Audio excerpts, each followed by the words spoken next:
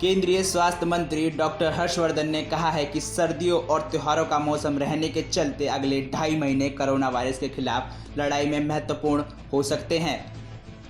हर्षवर्धन ने कहा कि भारत में कोविड-19 के 3 टीकों का विकसित करने का कार्य प्रगति पर है।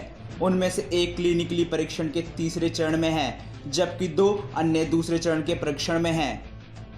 विज्ञान एवं प्रौद्योगिकी मंत्री हर्षवर्धन ने उम्मीद जताई है कि भारत बहुत जल्द ही कोरोना वायरस के टीके का घरेलू स्तर का उत्पादन शुरू कर देगा।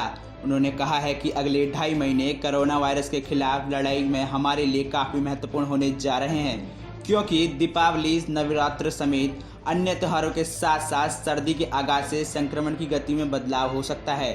अगर ऐसा होता है तो हर नागरिक की जिम्मेदारी है कि वह सावधानी बरते और संक्रमण के प्रसार को रोकने के लिए कोविड-19 से जुड़ी सभी नियमों का उपयुक्त रूप से पालन करे। मंत्री कोविड-19 पर उपयुक्त व्यवहार के विषय पर विज्ञान एवं प्रौद्योगिकी विभाग तथा वैज्ञानिक एवं औद्योगिक अनुसंधान परिषद के संस्थान प्रमुख और निर्देशकों के साथ एक बैठक की अध्यक्षता कर रहे थे। उन्होंने कहा है कि वायरस ने पूरी दुनिया को प्रतिकूल रूप से प्रभावित किया है, लेकिन सामान्य सावधानी उपाय वायरस संक्रमण को काफ़ी हद तक रोकने में कारगर हैं। उन्होंने कहा है कि मास्क पहनना, खास तौर पर सार्वजनिक स्थलों पर, और स्वच्छता के शिष्टाचार का पालन करना सामाजिक टीके के सिद्धांत के मूलभूत तत्व हैं।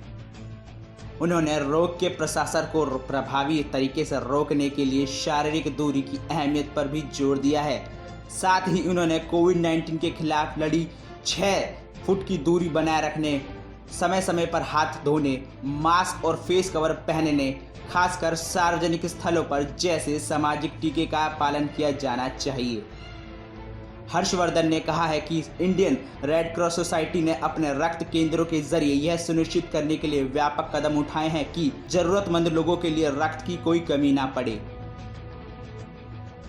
उन्होंने इस बात का जिक्र किया है कि विश्व में कोविड-19 के मरीजों के इस रोग से उभरने की दर भारत में सबसे अधिक है, जबकि इस महामारी से होने वाली मौत दर की भारत में बहुत कम है।